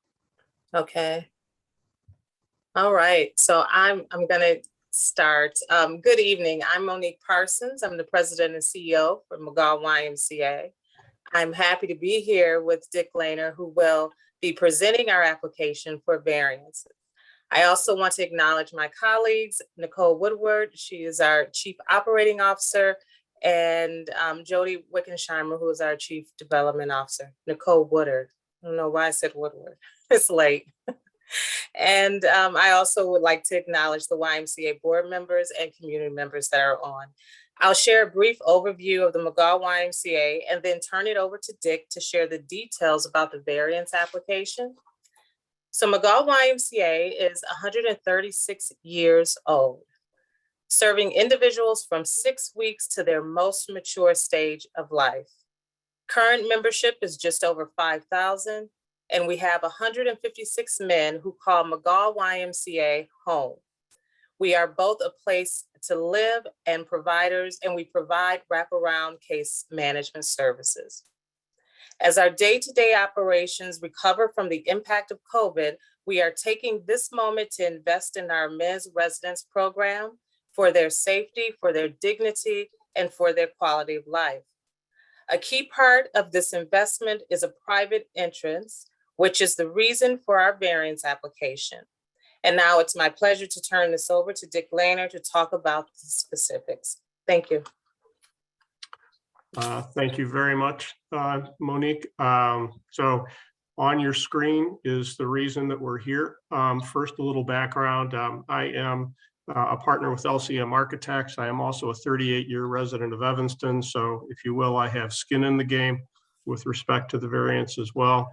The goal here is to provide a private and separate entry, and you can see the images on the screen there of why we are here. The Y, the main building of the Y meets the exact 15-foot setback from Maple Street. Maple is, the addition faces Maple. Grove is where you see the vehicle in the bottom left image. You can see a white vehicle there on Grove. Goal is to provide a separate entry for the men's residence. In the image on your screen is the YMCA. The top 3 floors of that building are in fact the men's residence. There are currently 172 dormitory style rooms in the building. When we are complete, there will be 156. The rooms that are being lost will be devoted to amenity spaces. The dormitory style housing includes shared toilet spaces. Those will be completely renovated. Private showers will be provided in lieu of public showers, although they are still shared, and amenity spaces will be greatly improved. It'll be a complete renovation. The whole goal here is to improve the quality of life and the dignity of the men who live here. If you look at the bottom right, you can see that the basic footprint of the building is very small. It's all of 431 square feet. We made it as minimal as we could. It has a limited seating area for men who may be waiting for a ride. It has a wheelchair lift to provide an accessible entry, and it has a stair to the basement. It's very simple. Intent of the addition is to pick up materials that are used on the existing building. It is different in style because it's being constructed and designed at a different time. We don't want to compete with the existing building, and we don't want to try to pretend that it is part of the original structure. However, you can see the base there, which would be limestone. We will match the existing limestone as closely as possible. Nothing will match perfectly, but we'll do the best we can. The glass is expansive because we want view in and out for safety purposes, but also provides a more transparent feeling. But the existing mullions on the existing building are painted black, as will these be. So it's very simple and straightforward, we think, trying to provide an entry for these men into the building. I'd like to go to the next slide if we could, Jody. Thanks. So this shows why this entry needs to be located here. And if you look at the entry, you can see the red line that comes from the entry, and you can trace it through the lower level, and you'll see it connects to a passenger elevator and a stair in the upper right. That passenger elevator serves all the floor of the men's residence, and so does that stairway.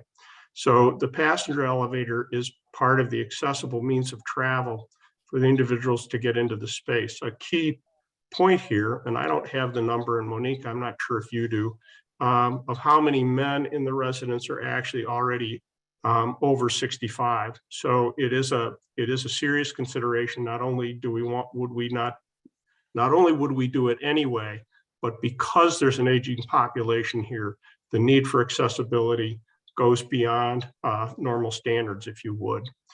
The other reason it needs to be in this corner is there's no other good route to get to that passenger elevator. The spaces in the rest of the basement generally are mechanical in nature, and there's no good route to get to that passenger elevator to provide a private entry.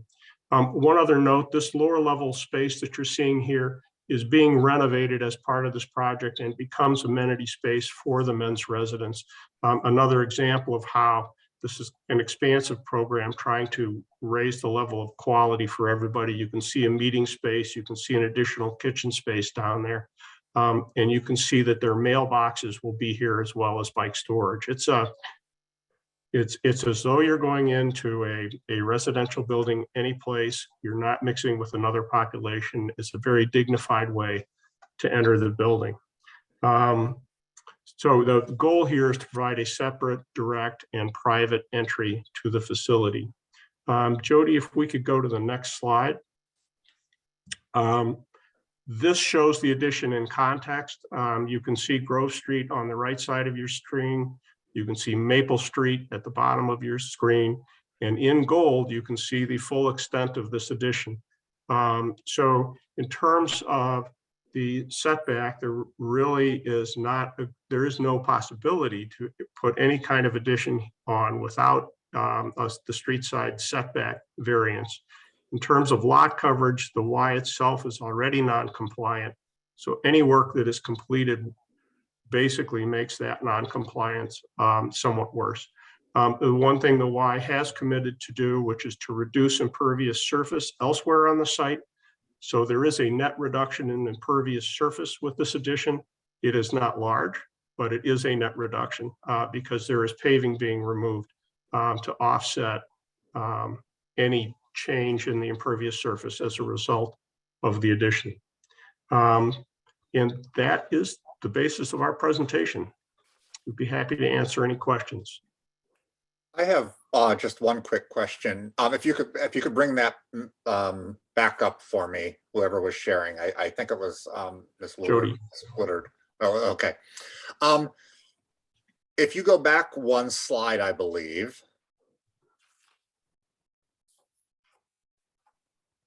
Can you return one, go one back? Oh, no. There. So the current entrance is would be off the top of the page from this layout, correct? That's correct. And is there any commonality between those two entrances? I'm assuming there will be some doors or something so that one can be an egress for the other if necessary, but that you really are trying to keep this separate? I think the key here is that we're trying to keep the traffic separate so that the men aren't currently, if a man comes to the Y, they go in the main entry. That passenger elevator is accessible from the main entry, but their mailboxes are actually in a corridor that's used by other people using the Y, including many of the community programs. And they come in through an entrance that's used by families, children for some of the community programs.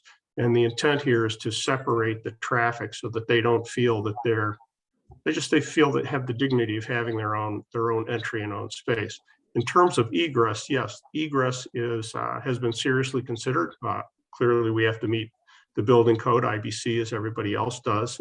So there are two means of egress. Actually, well, technically, it's probably just two because the one stair you see there in pink technically is open on the first floor. However, the stair in the bottom left-hand corner exits from this space directly to the outside. So we are meeting egress requirements. Does that answer your question? Yes, just real quickly, one other quick little yes or no. So the passenger elevator is in the main lobby from the main entrance still, correct? Yes, although it's only used, it only serves, it's only used by two groups of people.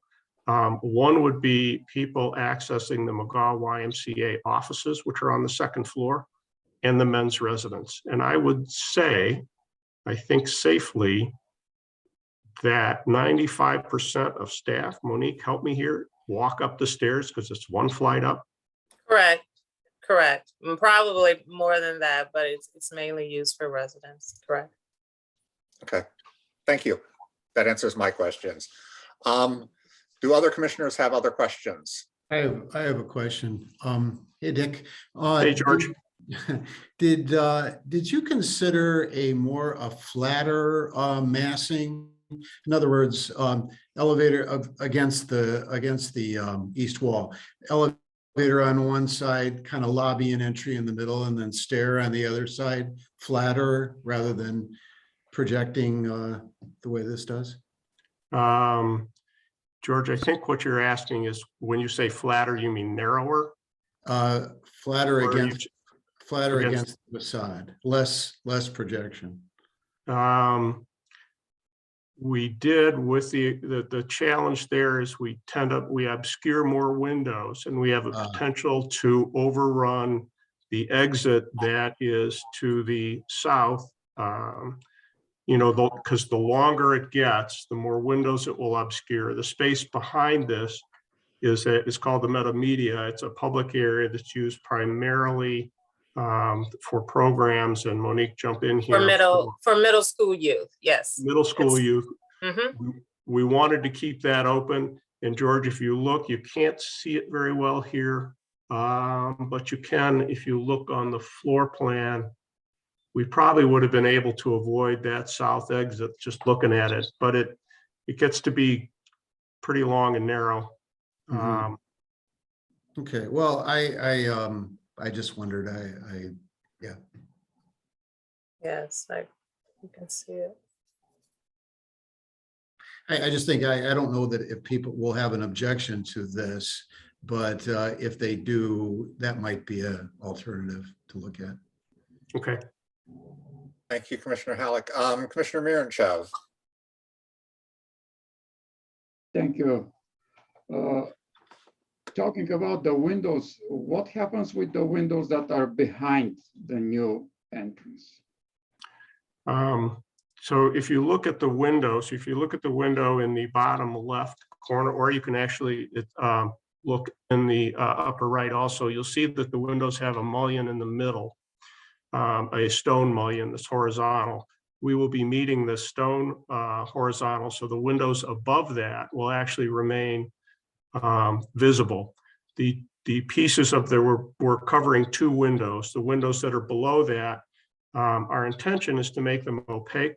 We could potentially investigate leaving them open. However, I'm not sure that visual connection between meta media and the men's entry is desirable.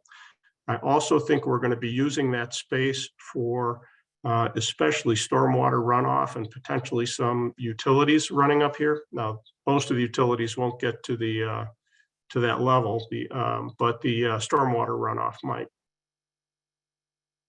Thank you. So it appears that the roof actually slopes back into the building? It slopes back in the direction of the building. Our intention is that it would actually not meet the building. There would be a little step down at the point where it approaches the building. Okay, I think I see one. It's hard to see. It's hard to see. Right It's where the hard to little see. hand is, it appears there's kind of a flat line there, a little gray, Right. dark gray flat line there. So, okay. In architectural terms, it's a little bit of a reveal to separate the new mass from the old. So we're trying to create a little zone of separation there. Okay. Other questions from other commissioners? Commissioner Westerberg? Yes, where do you think you will end up kind of retrieving your impervious surface or making up for that in terms of more green space? If you look on the floor plan that's right at the bottom here, just to the left, there is paving on the surface. Actually, so it's an interesting conundrum. Right underneath this, where we're putting the addition is about 90% paved right now. So even if we put that addition in, we would not increase the impervious surface very much. But to the left, there's additional paving that is not being used, and we're going to take it out. If we go to the site plan, which is the third drawing, Jody, and I don't know if we can zoom at all with this, but if you, Jody, yeah, I don't know if you can do that. Not much. Oh, that's good. Now come back down to the addition. If you see to the left of the addition, do you see the curved dashed line there? Okay. So there is paving there that we are taking out. which will actually exceed the amount of impervious surface that is being created by the addition. It's not, we're not trying to say it's a huge amount, but it is a gesture to try and minimize the impact of this addition. That we did look, we tried hard looking at other walkways. Some of them are being much more heavily used as a result of COVID because of trying to channel people and traffic in certain directions. And some of them are required by code as part of exits. We were not able to find vast areas that we could remove. Thank you. Commissioner Zordan. Thank you. I noticed in one of the public comments a reference to removal of trees. I did see, if we maybe flip ahead in the slides, there was an image with what appears to be an existing tree. There are two old growth trees in this area. One is on the corner and one is a little bit south. I don't think we're going to affect either one of those. The one at the corner, we're not even going to infringe on the canopy. And by the way, these aren't exactly the trees that are there. This is a rendering and they were picked from another source and dropped in. But there is an old growth tree on the corner. We should not affect that at all. There's another tree where we will come under the canopy a little bit, but I don't think it's enough that it will be a problem. There is one younger tree that is close to the building at this location that will be affected and will have to be removed. We agreed with DARPA that we would replace that tree in kind elsewhere on site. Thank you. Any other questions for the architect? Seeing none, I will ask if there is anybody from the public. Oops, I'm sorry, Commissioner Puctel. Hi, sorry. Yeah, just also looking at the street view, it looks like there's also a basement access at this location. Is that going away? The basement access to the left or where it exists now? On Google Street View, it looks like it would be directly underneath the current. That's correct. There is a basement access there. It's an egress stair from that basement area. So basically, we're replacing it. It is not currently, let me put it this way, it is grandfathered in the current code. The risers in the width would not be acceptable for new construction. So we're making that stairway bigger. So it's going in the same place. We're using the same opening in the foundation wall. So is there no longer a need for it? Sorry, is the current addition also giving access to the bottom level, basement level? Yes, that is in fact where it enters the buildings, at the basement level. So you come in through the main door and then you go down that set of stairs. The elevator goes down. It doesn't go up to the first floor. It goes down to the basement, if I'm reading it correctly. That is correct. Okay, gotcha. Sorry if that wasn't clear. Got it. Thank you. Now I will ask if there is anybody from the public who wishes to make comments. If you would raise your hand. Not seeing any hands going up. So Mr. Lehner, if you have anything you would like to say, or Ms. Parsons in closing before we close the record.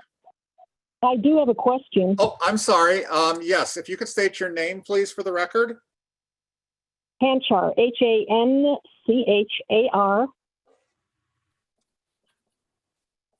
Okay. With the addition of this new entry for the male residents of the Y, will the Grove main entrance be the entrance for all the members who are coming to use the Y, whether it's swimming or classes or exercise?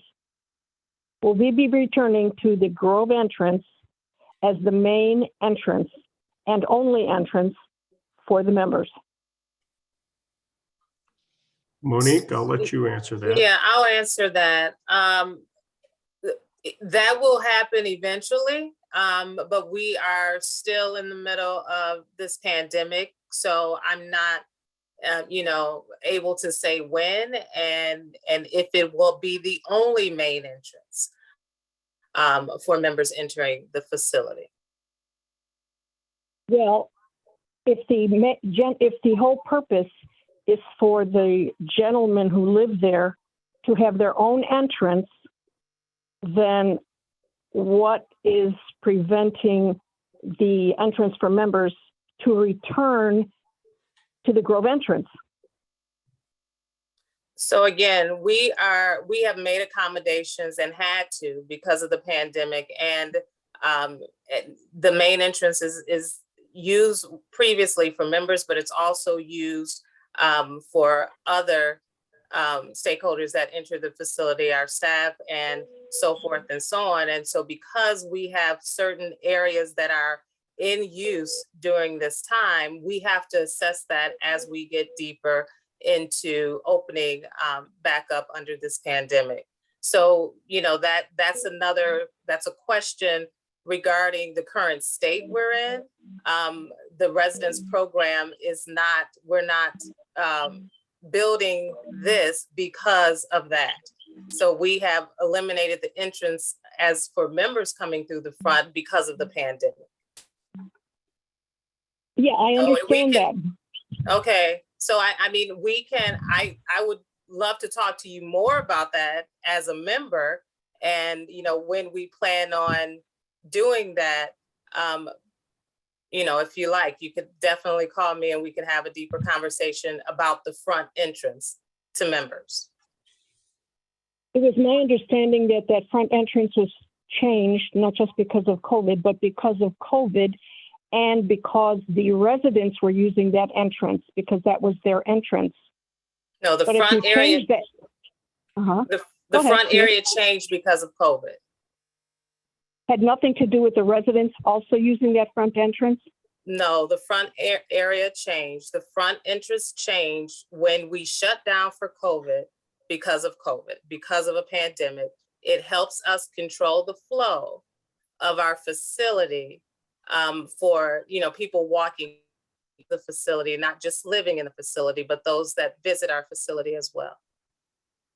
So when you make this new entrance, then the residents who are living at the Y will not be using the Grove entrance? They may use the Grove entrance, especially if they're accessing the rest of the building, and members may use the Grove entrance. I just can't tell you when. And I can't tell you that when we build the other entrance, that this entrance will open. We're dealing with, two different things right now that we have to determine. Okay, so then the new entrance, if that happens, when that happens, is not going to be limiting the residents who are at the Y to only that new entrance? No. Is the back parking, and my last question is, the back parking lot, which is the Y parking lot off of Lake and Maple, how is that going to be affected by this variation? It's not. Okay, thank you. Thank you for your questions. Now I'll return to Mr. Lehner and Ms. Parsons. If there's anything you would like to say before I close the record in summation, this is your chance to do it. Sure. I just want to thank you. I want to thank the City of Evanston staff and the Land Use Commission for your time. I also want to thank our donor, Tom Moran, who has provided the $1.6 million seed funding to get us through the detailed planning and the variance phase. The support of this project from the Land Use Commission, with or without any changes, will solidify our community's confidence in this project. And McGaw will always continue to work in partnership with the city and the community to do what's best for our men. Providing these variants makes it, or approving these variants actually, make it possible for McGaw to gain fundraising momentum and raise the additional $11 million that's needed to break ground. But again, thank you for your time with us tonight and for your questions and for considering our project. Thank you. Thank you, Ms. Parsons. Mr. Laner, anything to add? I couldn't say anything better than what Monique just said, so I would just second everything she said. Thank you very much for your time. Thank you. With that, I will go ahead and close the record and ask the commissioners if they have any thoughts they'd like to share before we go through standards.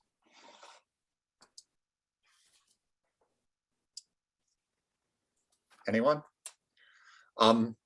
I'll just go then basically and say I think this is a minimal impact when we look at the overall size and scope of this particular property. The small addition makes sense.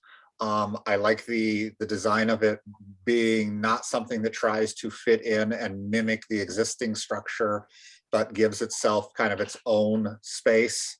And again, just going back to somewhat the, allowing the residents to have a residential only entrance, which we see in so many buildings that have a commercial use as well as a residential use. This seems to make sense to me.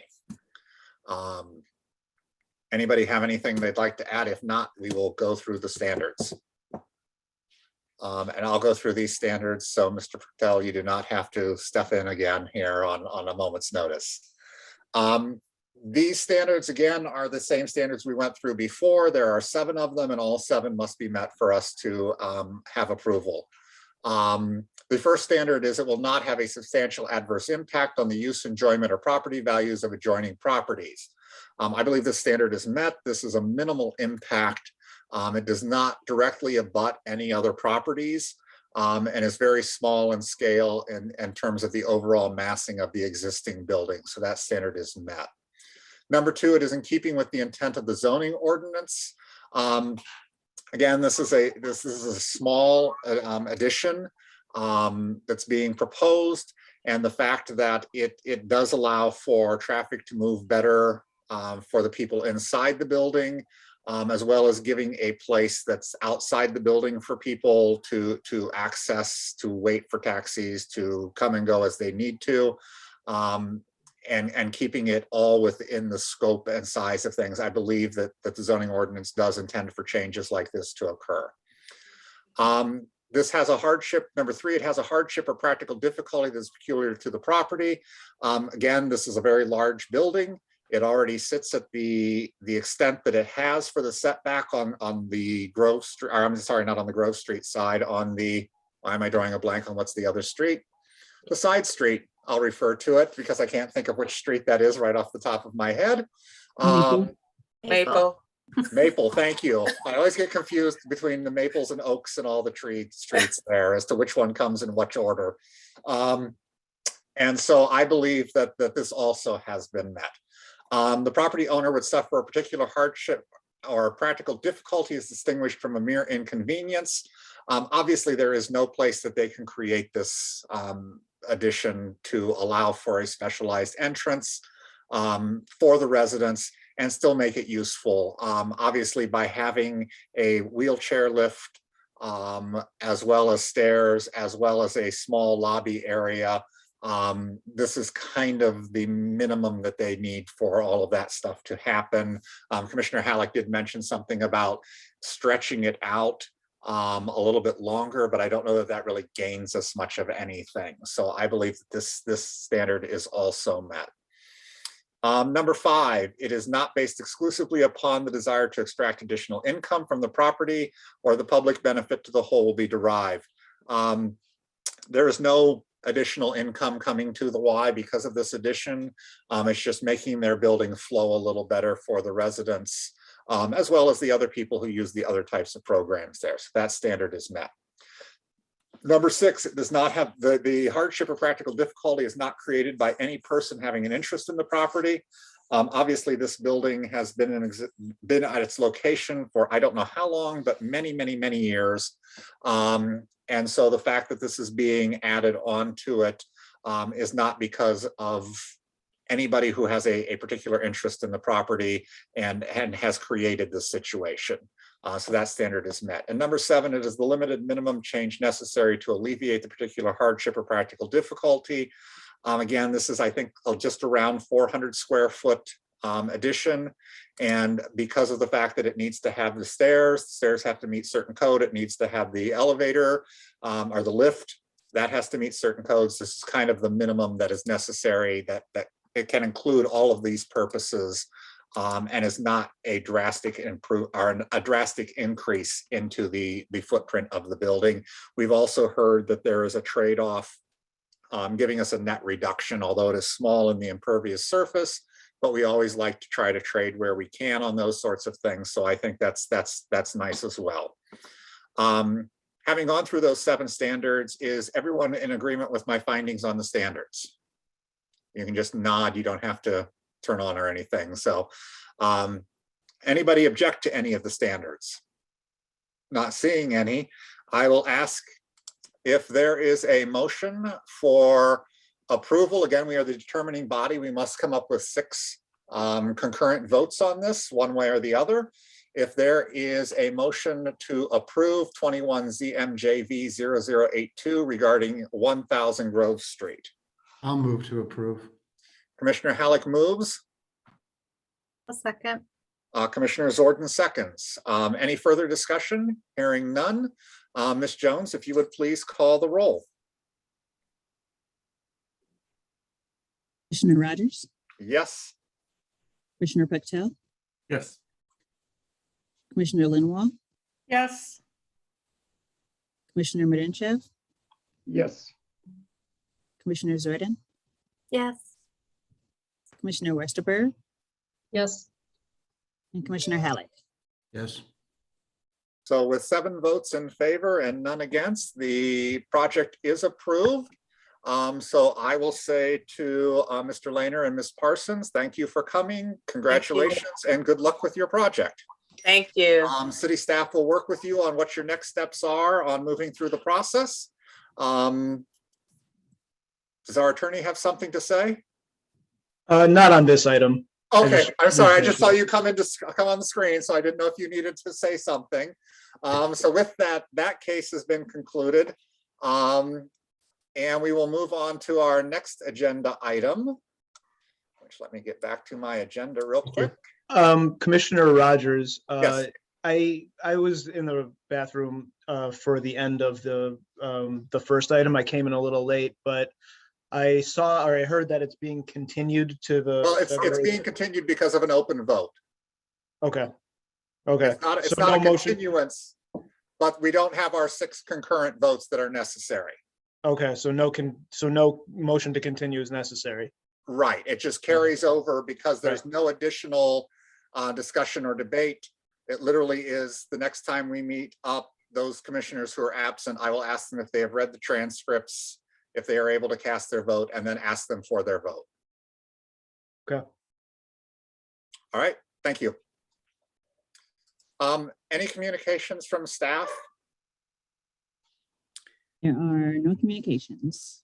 Just as a heads up though, that we will have as of now, we will have a fairly full agenda for the next meeting. So our meeting on the 23rd, I know we have one case which was continued from our first meeting, which is, remember, 1224 Washington? Yes. Is one of those cases. And then we have a couple other things coming up. Yes, we've got one item for major variations with a number of variations requested, one for a parking variation, and then it should be a pretty minor text amendment. Okay, thank you. The next item is public comment. Sorry. I have a question for staff. What's the status of the RFP that what I thought was supposed to go out in February for the comprehensive plan consultant? Or did it go out? That went out this week. It's been legally posted this week. I think actually tomorrow it's posted, and then it'll be on. We're going to put it on the APA's website as well. And hopefully we'll get responses. There's the question and answer sessions and everything coming up as well. So we'll be able to get a good gauge. So hopefully even on the meeting on the 23rd, we'll be able to give it a report on kind of where we are with things. Okay, great. And then I believe Commissioner Lindwall was going to start thinking about some ways to connect with the different individuals who'd identified as wanting to participate in the comprehensive plan process. Yeah, that's correct. I've reached out to a couple of you, and the rest of you I will get to. All right. Then we will move on to our next item, which is public comment. This is a chance for anyone in the public who would like to address this board on any matter that's under our purview, or to ask questions of staff about things, again, not relating to any specific case. Is there anyone from the public who wishes to address us? You can raise your hand if you'd like. Not seeing any hands going up. Next item we have is adjournment. Is there a motion to adjourn? I'll move to adjourn. Westerberg moves to adjourn. I'll second. Lindwall seconds. This doesn't have to be a roll call vote, so I'll just ask all those in favor, please say aye. Aye. Aye. Anyone opposed? With that, our meeting is adjourned, and we will have our next meeting on the Zoom platform February 23rd at 7 p.m. And we'll see you all then. Thank you. Thank you. Night, everybody. Everyone, thank you.